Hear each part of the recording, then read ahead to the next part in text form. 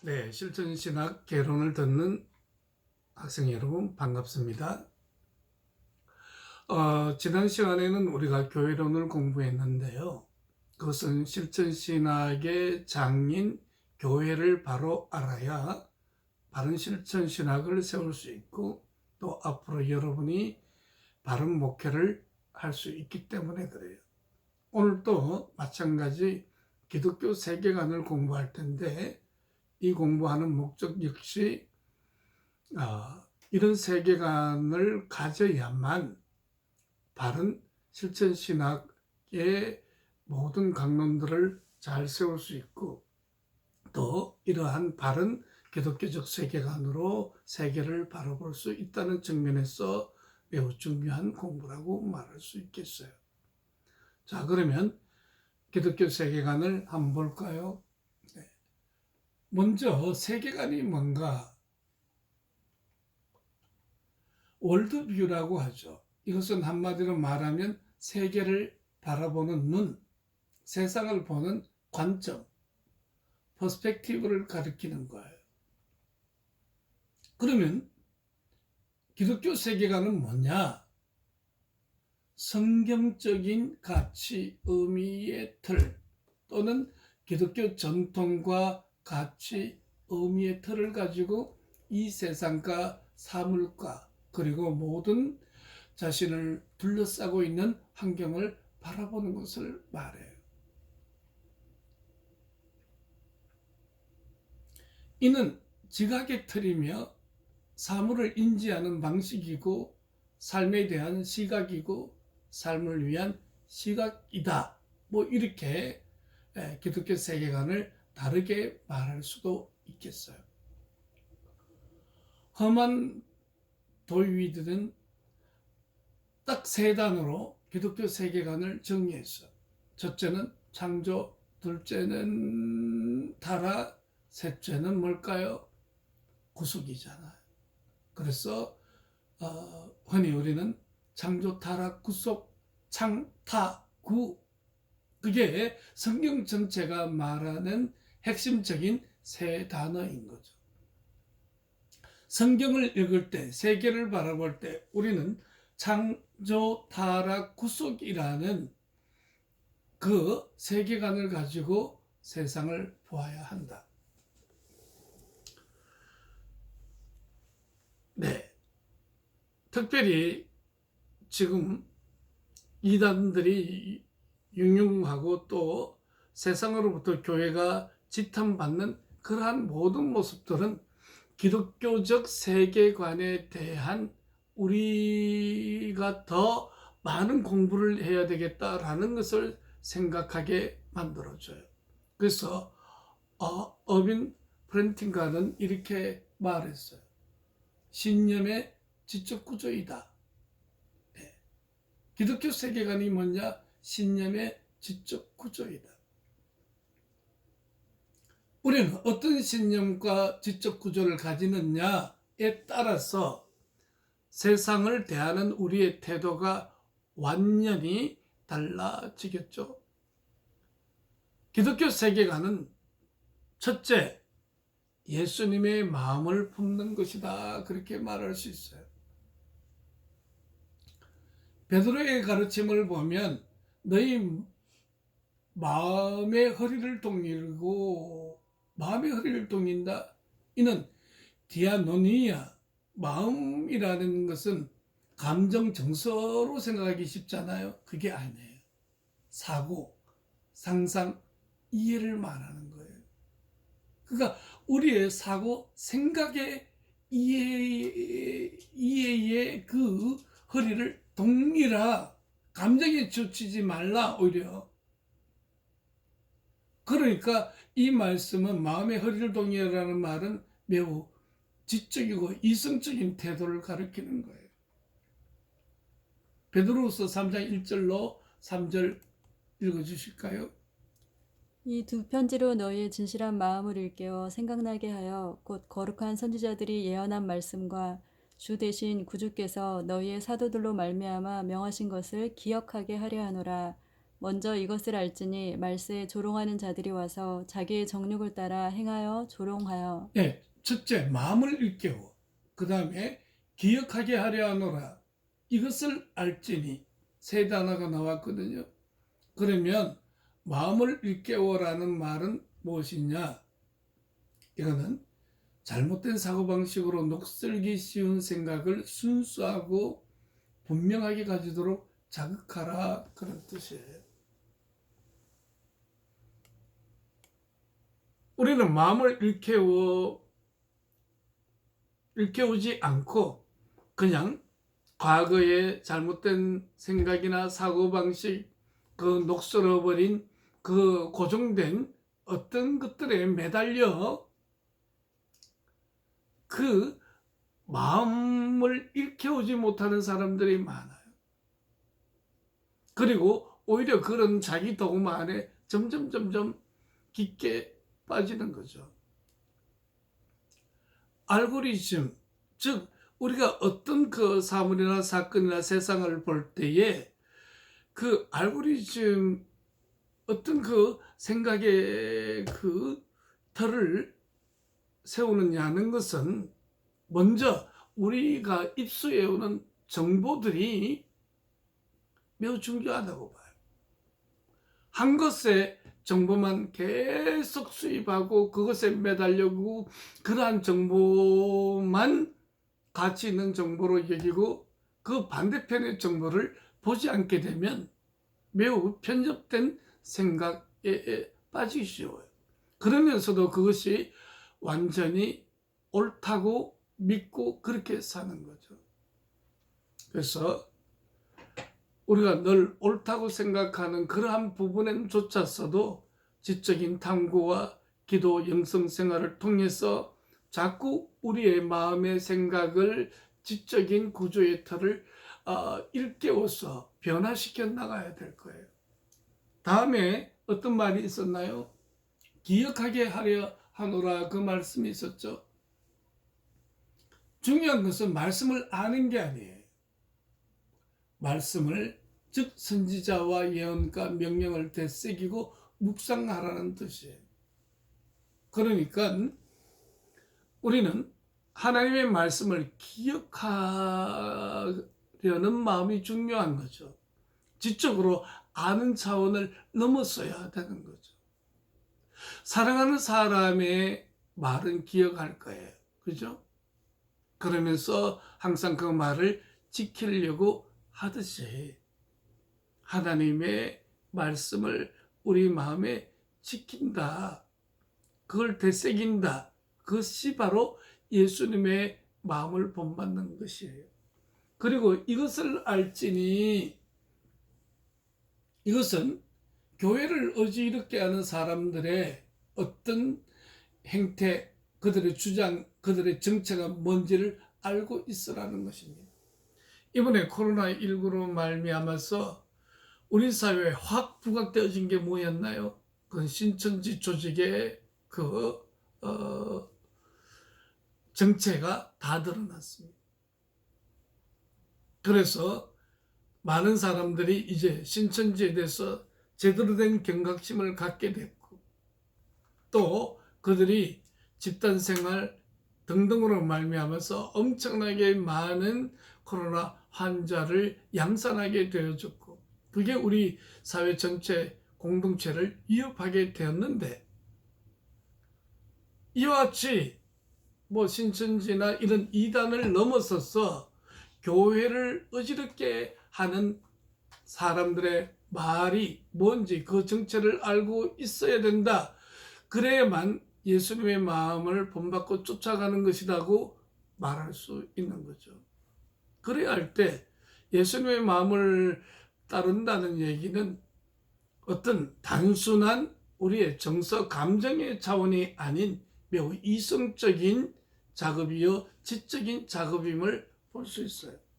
제가 좋아하는 단어는 그로테스큐 바디인데, 예수님의 마음은 오히려 이런 마음이 아닐까요?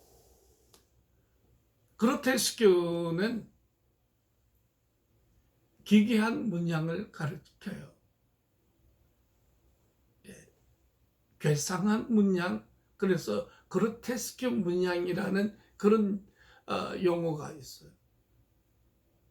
온 인류의 죄와 허물을 대속하신 예수님의 몸은 그야말로 너들너들해져 버린 기괴한 몸이 되고 말았어요.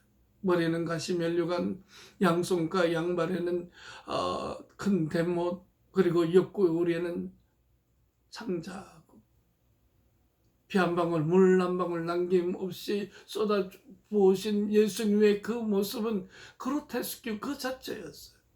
그런데 그의 몸에서 느낄 수 있는 것은 온 인류를 향한 주님의 사랑을 볼 수 있어요. 온 인류를 향한 주님의 마음을 볼 수 있는 거죠. 공감. 바로 예수님의 마음을 품는다. 그 얘기는 오늘 예수님의 마음처럼 세상을 컴패션의 마음으로 보는 그런 태도, 그러한 공감력을 말하는 거죠. 사도 바울의 가르침을 좀 볼까요?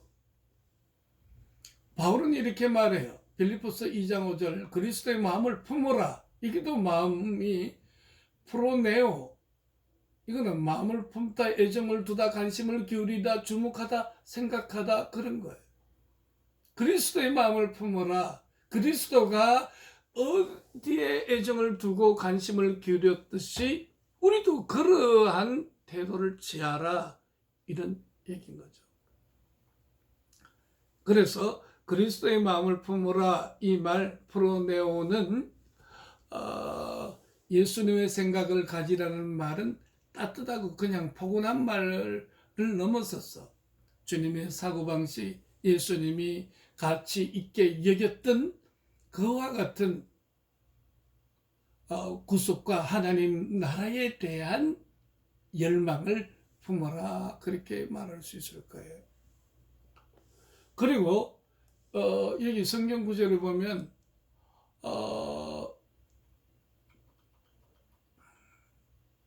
오직 마음을 새롭게 함으로 이렇게 말하고 있거든요. 한번 로마서 12장 2절을 읽어볼까요? 너희는 이 세대를 본받지 말고 오직 마음을 새롭게 함으로 변화를 받아 하나님의 선하시고 기뻐하시고 온전하신 뜻이 무엇인지 분별하도록 하라. 여기서 사용한 마음은 누스라는 단어를 써요. 이거는 지능, 생각, 지성이라는 말이에요. 그러니까 성경에서 참 놀라운 것은 마음이라는 것이 매우 지적인 측면과 매우 사고적 측면을 많이 말하고 있어요. 그냥 감정의 측면을 넘어선단 말이에요. 즉 생각과 지성의 영역에서 하나님의 뜻을 따라라.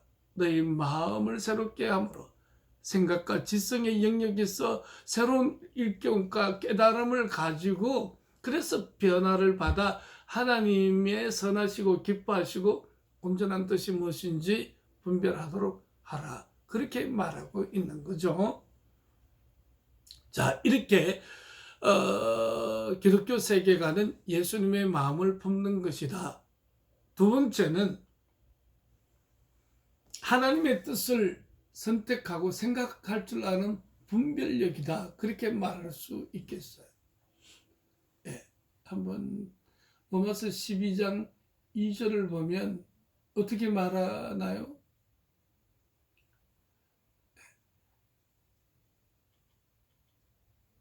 네.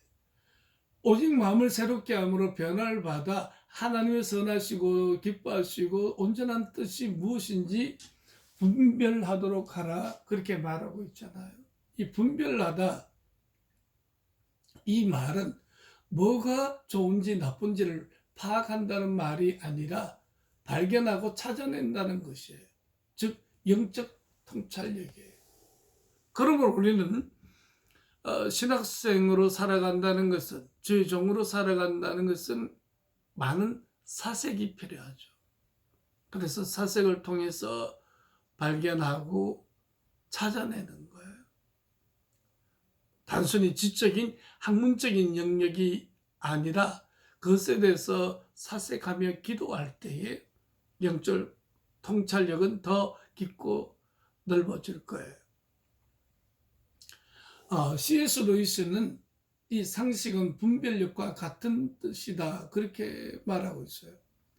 분별력은 합당하지 않은 생각을 멈추고 연단된 성품과 변화된 마음으로 바르게 선택하고 생각하는 것이다. 그러니까 상식적인 것이어야 된다는 거죠. 그래서 분별력은 하나님의 뜻, 기독교적 가치체계, 규제 신념, 분별력, 영적 통찰력, 영적 신념 체계 등 이런 것으로 표현할 수 있어요. 그래서 C.S. 루이스가 분별력과 상식을 같은 것으로 보았다는 것은 우리가 영적으로 분별하기 때문에 비상식적으로 그렇게 생각하고 사고하라, 그런 말이 아니에요. 대부분의 하나님의 뜻은 인간 상식과 함께 같이 있는 거예요. 예전에 어떤 큰 교회에서 목회하시는 분이 기도하는 가운데 하나님의 음성을 듣고 그 큰 교회에서 약 1km도 떨어지지 않는 곳에 교회를 개척하려고 계약을 했어요. 전세 3억 원을 투자한 거죠. 왜냐하면 기도 중에 큰 교회 담임 목사님이 자기에게 3억 원을 지원할 거니까 믿고 계약하라. 그래서 계약금과 중도금 그리고 잔금 다 치르고 입주를 해서 그 목사님을 찾아가서 내 꿈에 당신이 이렇게 3억을 내게 주라고 하셨습니다. 이 목사님은 화가 났어요. 왜 그럴까요? 일단 비상식적이잖아요. 바로 자기가 섬기던 교회 코앞에다가 개척을 했죠. 그리고 이 목사님은 3억을 주고 싶은 마음이 하나도 없었어요. 그러니까 분별력이 상식이라는 이 측면과 함께 동시적으로 생각해야 한다는 말이에요.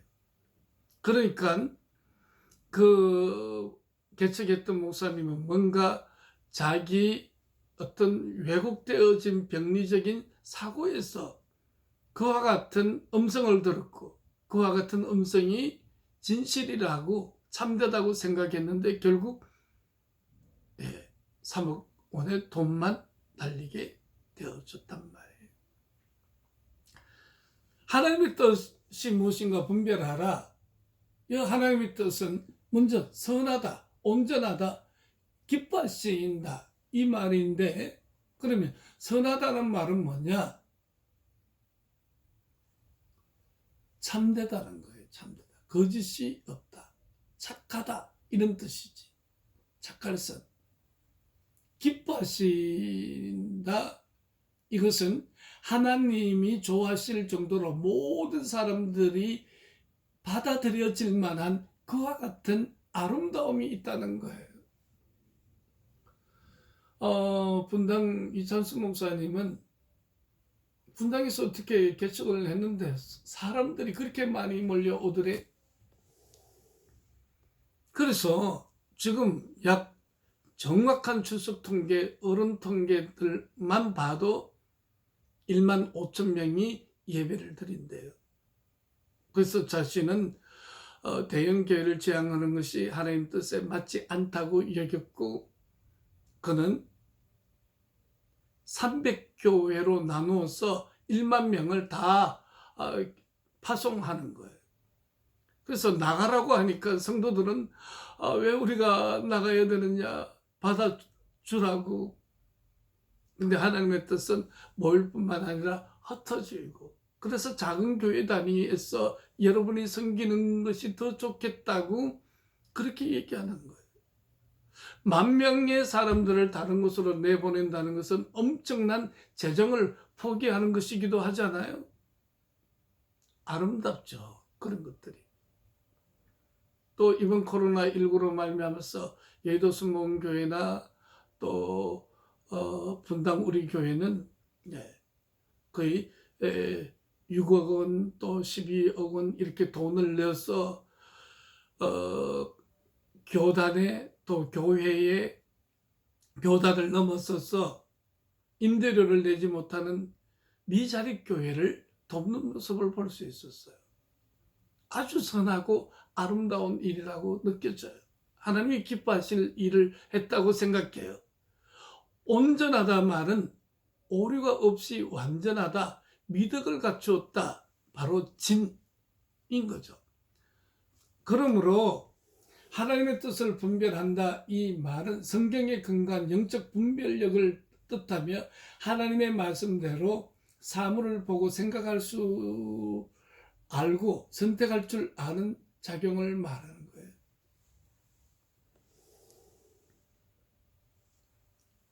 하나님의 선하시고 온전하시고 기뻐하시는 일이 무엇인가? 이것은 아까 얘기한 것처럼 진선미예요. 저는 진선미의 하나님에 대해서 깊이 생각하고 나요. 그래서 제가 작년에 책 한 권을 썼는데 제게 사인을 받는 사람들마다 그렇게 써졌어요. 무슨 님은 참되시고 선하고 아름다운 삶을 사시기 바래요. 참되고 선하고 아름다운 사역자가 됐어요. 진선미, 이게 하나님의 품성이에요. 우리도 진선미의 사람이 되어야 하겠습니다. 기독교 세계관이 뭐냐? 그것은 시대 정신을 깨달아 보는 비판 정신이라고 말할 수 있겠어요. 너희는 이 세대를 본받지 말고 그렇게 말씀했잖아요. 아까 계속 로마서 12장 2절을 가지고 말하고 있는데, 하나님의 뜻과는 대립되는 정신을 말하며 하나님의 나라와 근본적으로 다른 무신론적이고 불신앙적인 이 시대의 태도를 말하는 거예요. 그러므로 우리는 시대의 트렌드가 이러하니까 이렇게 살면 돼, 저러하니까 저렇게 살면 돼가 아니라 우리 시대에 굳어져 있는 그런 정신들을 깨뜨려 보고 비판의 시각으로 바라볼 수 있어야 된단 말이에요.